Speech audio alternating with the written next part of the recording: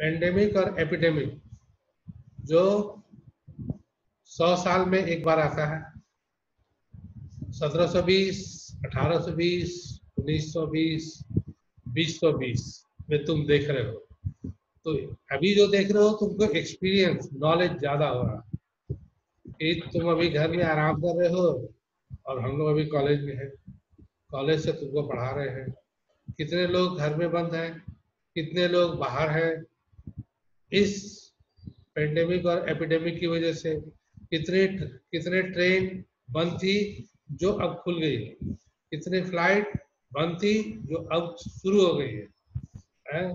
तो धीरे धीरे धीरे धीरे सरकार हम लोग पर छूट दे रही है कि जो यात्री जहां फंसे हुए हैं वहां से अपने गंतव्य स्थान तक पहुंच जाए, क्योंकि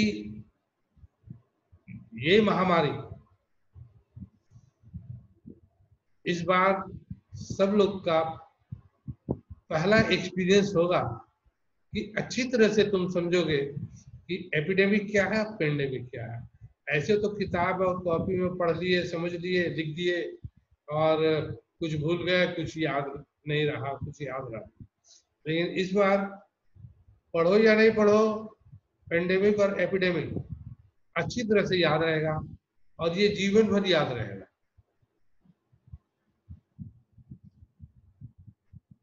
तो ये अभी जो महामारी चल रहा है, आपदा चल रहा है, अभी देखे तो कि बंगाल में तूफान आ गया, बहुत लोग मर गए, बहुत सारे घर बर्बाद हो गए, बहुत सारे पेड़ वगैरह उजड़ गए।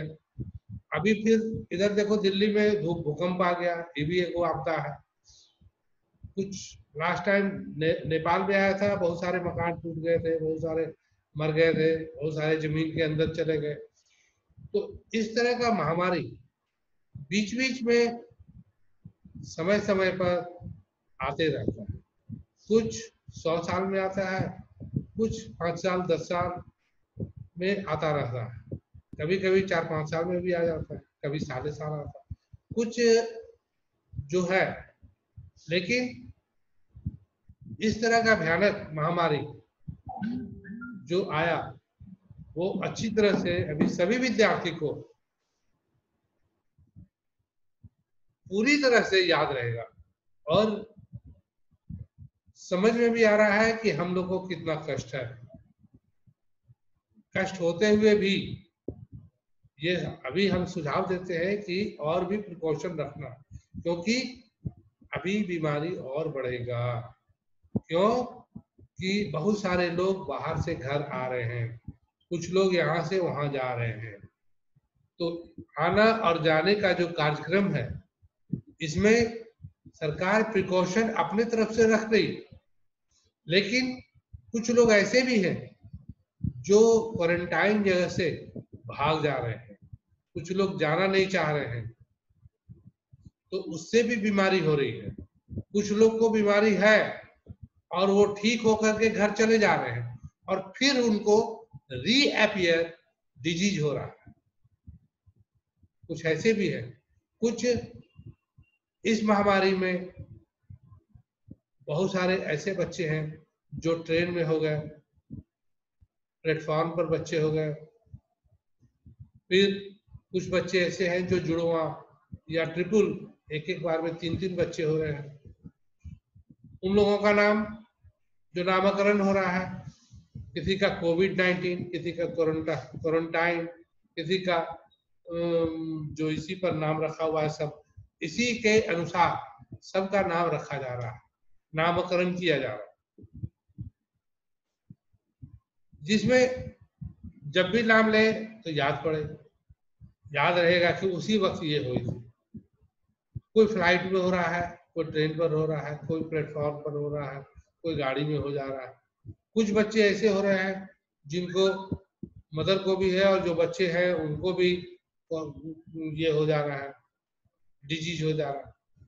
तो इस अवस्था में सभी लोग घर में हो या बाहर हो, जहां भी हो, आप लोग कोशिश कीजिए स्वस्थ रहने का, बीमारी से दूर रहने का, अपने आप मास्क लगा के बैठने का, रहने का, या कहीं भीड़ भाड़ में नहीं जाने का, क्योंकि ये ऐसा नहीं है कि हम छुएंगे तो होगा। HIV की तरह नहीं है कि किसी को किस किए, किसी से संपर्क किए तो होगा।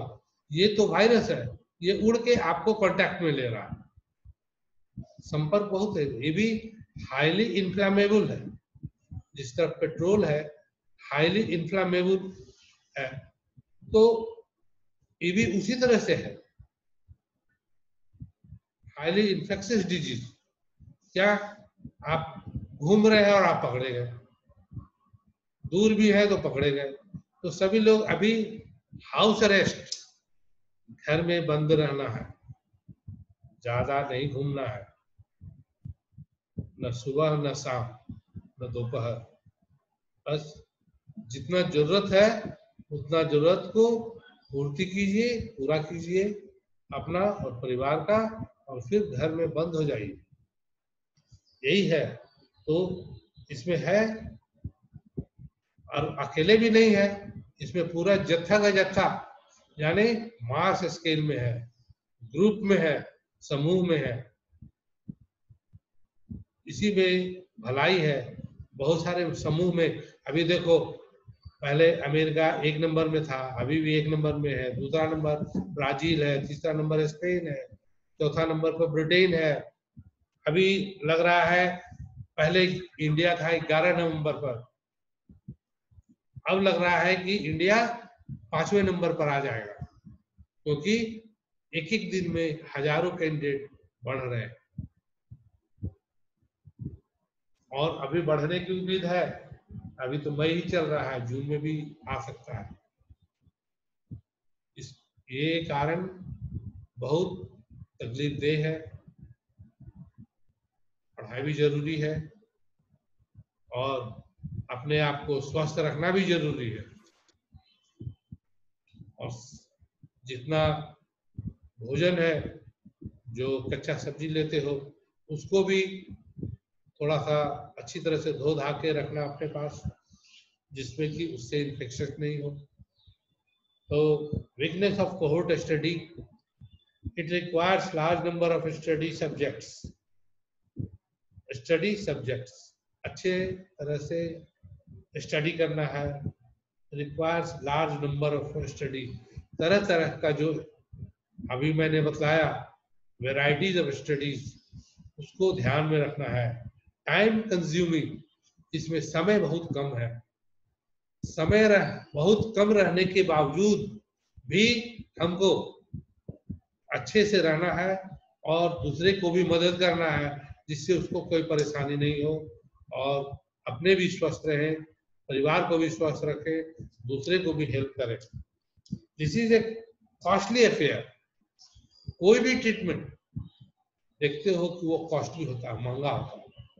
बराबर देखते हो टीवी में कि एड में आया कि आप जहां हॉस्पिटल में एडमिट हुए तो उसका मीटर तेजी से भागता है, इसलिए आप इंश्योरेंस करा लीजिए। तो वो इंश्योरेंस का अपना प्रचार कर रहा है।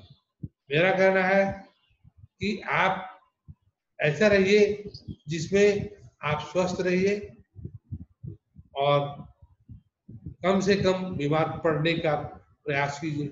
ऐसे बीमार तो कोई कभी भी कहीं भी किसी भी वक्त पड़ जाता है, वो अपने हाथ में नहीं होता, लेकिन उसमें अपने ध्यान रखना है, ऐसा उपाय करना है जिससे खर्च भी कम हो और ट्रीटमेंट भी ज्यादा और फैसिलिटी भी पूरा मिले, कॉस्टली नहीं हो, बहुत ज्यादा पैसा नहीं लगेगा। No suitable for investigation of rare disease. कुछ डिजीज ऐसा होता है कि जल्दी पकड़ में नहीं आता है, हम लोग इन्वेस्टिगेट कर रहे हैं, ये कर रहे हैं, वो कर रहे हैं, तरह तरह का इन्वेस्टिगेशन कर रहे हैं, लेकिन डिजीज जो है पकड़ में नहीं आता है, बहुत ही साइलेंट रहता है वो। कभी कभी देखोगे फीवर है, लेकिन फीवर क्यों है ये पकड़ाते पकड़ाते बहुत समय लग जाता है। लोग अंदाज में कुछ दवा देते हैं कि ये होगा, तो ये दवा देते हैं ठीक हो जाएगा, ये दवा देते हैं अंदाज में वो ठीक हो जाएगा, लेकिन वो ठीक नहीं होता है। तो होता है कि भाई इसको पहले फुल इन्वेस्टिगेशन कीजिए, पूरा जांच करवाइए, blood test, urine test, stool test, फिर इंडोस्कोपी, वो सब भी होता है। उससे भी नहीं पकड़ाता है तो होता है कि भाई आप सीटी स्कैन कीजिए, उससे भी नहीं हुआ तो माइग्रेन एमआरआई कीजिए। तो तरह तरह का डिजीज आने पर समय लग जाता है इन्वेस्टिगेशन करने में। उसका इन्वेस्टिगेट जब तक होगा नहीं, आप पकड़ नहीं सकते हैं कि इसको डिजीज है क्या। और जब आप पकड़ाएगा ही नहीं आपका कि डिजीज है क्या, तो आप दवा क्या देंगे। इसलिए ये भी बहुत जरूरी है कि डिजीज पकड़ा जाए कि आपको डिजीज है क्या, तब तो आप उस पर कंफर्म होके मेडिसिन दे सकते हैं। Certain administrative problems such as loss of funding, loss of experienced staff, extensive record keeping, and inevitable, बहुत सारे डॉक्टर को एक्सपीरियंस नहीं है, कुछ के बाद स्टाफ नहीं है, कुछ के बाद फंड नहीं है। फंड नहीं है तो अपने हॉस्पिटल को बढ़ा नहीं सकता है, स्टाफ रख नहीं सकता है, स्टाफ नहीं रख सकता है तो वर्क नहीं हो पाता है। कुछ टीचर जो डॉक्टर हैं उनको भी एक्सपीरियंस नहीं है, तो करेंगे क्या। जब एक्सपीरियंस नहीं है, नॉलेज नहीं है, तो कुछ कर नहीं सकते। इसलिए उनको एक्सपीरियंस, फंड, स्टाफ, सभी चीज की जरूरत पड़ती है। और उसके साथ साथ रिकॉर्ड कीपिंग, रिकॉर्ड नहीं रखिएगा, मेंटेन नहीं रखिएगा, तो आपके पास अगर आज इलाज कराया अब 5-7 साल के बाद आ गए कि सर हम 5 साल पहले आए थे इलाज कराए, तो उसका जरा दिखलाइए तो, या कोई पुलिस वेरिफिकेशन में आई तो आपको बताना पड़ेगा कि अमुक डेट को अमुक मेल था या फीमेल था या लड़की थी औरत थी, उसका ये एज है, ये है, उसको ये बीमारी था, उसको ये दवा दिया गया। तो आपको ये चीज रखने से आपको फायदा होगा पुलिस वेरिफिकेशन में, उससे उसको पुलिस को सपोर्ट मिलेगा इन्वेस्टिगेशन करने में, उसमें आपको भी हेल्प करेगा। As it is time consuming, it can lose their original cohort. Some may migrate, some lose interest, or simply refuse to provide relevant information. बहुत लोग ऐसे हैं कि समय कम रहने पर वो लोग किसी को हेल्प नहीं करते हैं, भाग जाते हैं, हेल्प नहीं करना चाहते हैं। मेंटली यही है, मास स्केल में 95 to 90% एक दूसरे को हेल्प नहीं करते हैं। टेंडेंसी नहीं है कि हम हेल्प करें, लेकिन उस कंडीशन में हेल्प करते हैं जब उनका सिर उखल में पड़ जाता है, यानी वो भी फंसने लगते हैं कि पुलिस कहती है आपको पकड़ के ले जाएंगे, टाइम ओवर हो जाएगा, कुछ अब 10 मिनट का टाइम लेंगे, कुछ नहीं, टाइम कब ओवर हो रहा है बता देना, सिग्नल दे देना कि हम ओवर हो रहा है। ठीक है,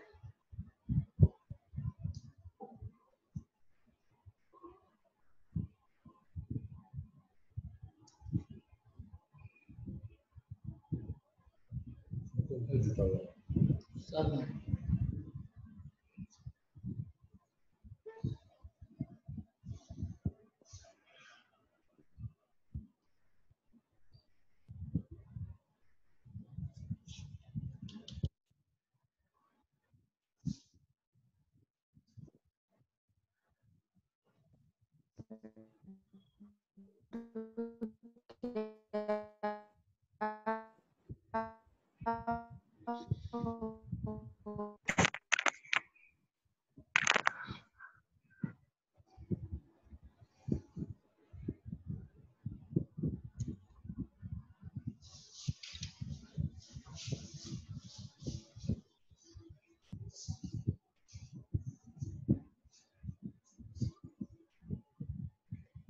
जॉब कर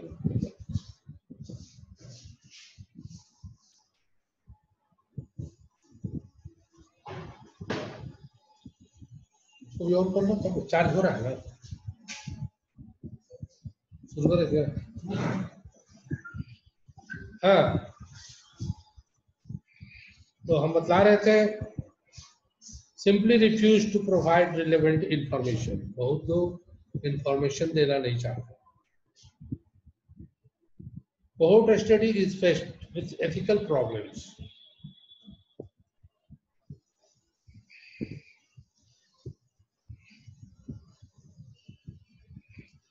Definition of case control study.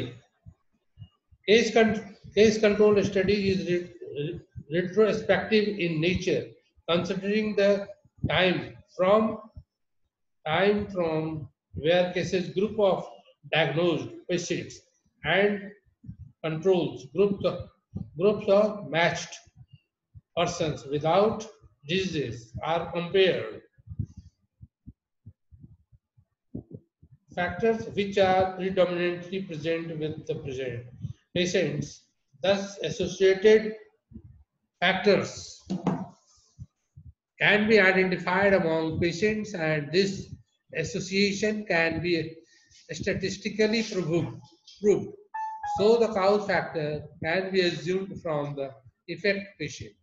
बहुत सारे पेशेंट देखो, जो अभी मैं पहले बताया था वही चीज है कि बहुत लोग को पेशेंट है, कुछ लोग हेल्प करना चाहता है, कुछ लोग नहीं करना चाहता है, कुछ लोग में डिजीज है लेकिन क्लियर नहीं हो रहा है, वो लोग मैच नहीं कर पा रहे हैं कि ये डिजीज है कि वो डिजीज है, थोड़ा सा कंफ्यूजन भी है।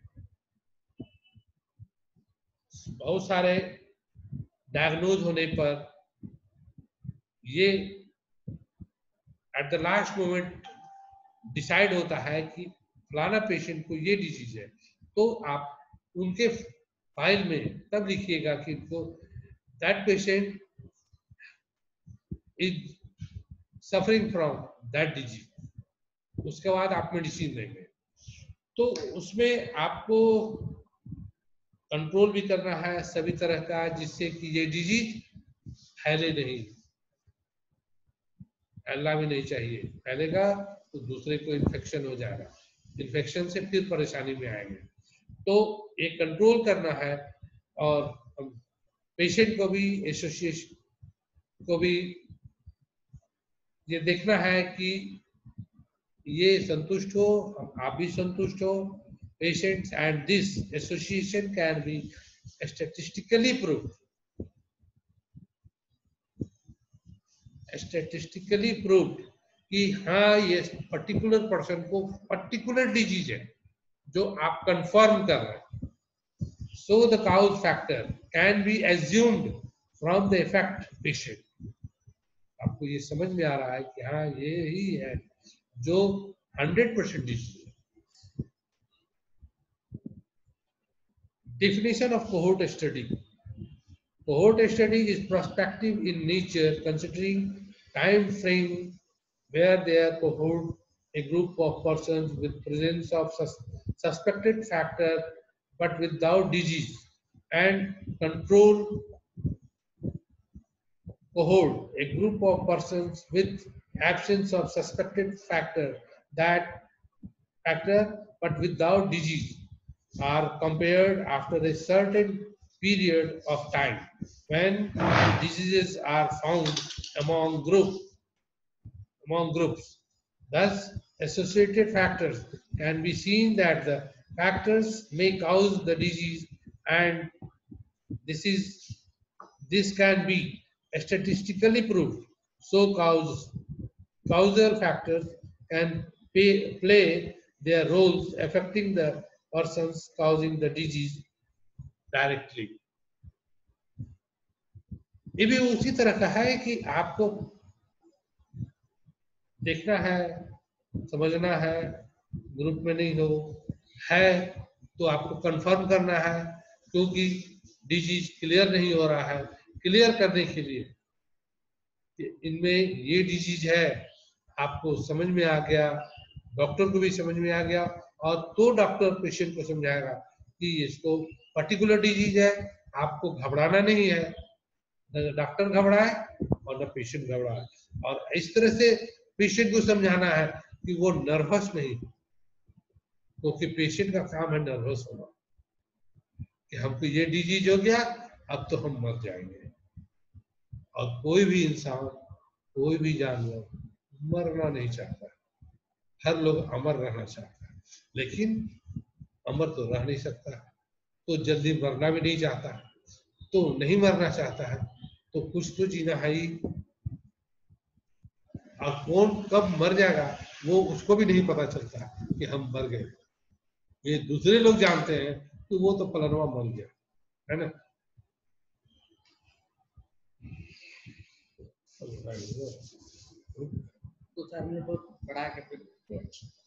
तो different types of analytical studies which help in testing of hypothesis are categorized as follows. Number one, ecological, correlational population as unit of study. Next है cross sectional prevalence individuals as units of study. तीसरा है case control, case reference individuals as unit of study. Fourth, cohort follow up individuals as units of study. इसमें सब चीज में study करना है, कौन सा डिजीज है, कब है, कैसे हो रहा है, पर्टिकुलर पर है, इंडिविजुअल पर है, जनरल पर है, तो इसको, या पॉपुलेशन है, population as unit of study, mass scale में, मास स्केल जन समूह में आपको जो डिजीज है तो हमको देखना है सबको एक ही बीमारी है या अलग अलग बीमारी है, ये भी डिफ्रेंशिएट करना है। अभी जैसे ये महामारी चला हुआ है तो लोग सबका टेस्ट कर रहे हैं, लेकिन जल्दी जल्दी नहीं हो रहा है, थोड़ा थोड़ा करके हो रहा है, क्योंकि मास स्केल में नहीं हो रहा है। तो मास स्केल में क्या 25, 50, 100, 150, 200, उसको भी हजारों में कर रहा है, तो उतना नहीं हो रहा, 100, 150 हो रहा है, कहीं 25, 50 हो रहा है, तो मास स्केल बहुत ज्यादा नहीं हुआ ना, 100, जहाँ हजारों है तो हाँ 25, 50 का क्या वैल्यू। इसलिए ये देखना है कि टेस्ट हमको सबका करना है, जल्दी जल्दी करना है, लेकिन ठीक से करना है, ये नहीं कि हकैती मार दिया, जांच किए गलती रिपोर्ट दे दिए, तो गलत रिपोर्ट में गलत दवा चलेगा। इसलिए थोड़ा सा 5 मिनट समय लग जाए, लेकिन रिपोर्ट एकदम परफेक्ट हो, जिससे आपका रेपुटेशन खराब नहीं हो, यहाँ से जो रिपोर्ट आता है वो 100% परफेक्ट हो। ठीक है, अब टाइम ओवर हो रहा है, टाइम ओवर हो गया है, अब मैं आप लोग से क्वेश्चन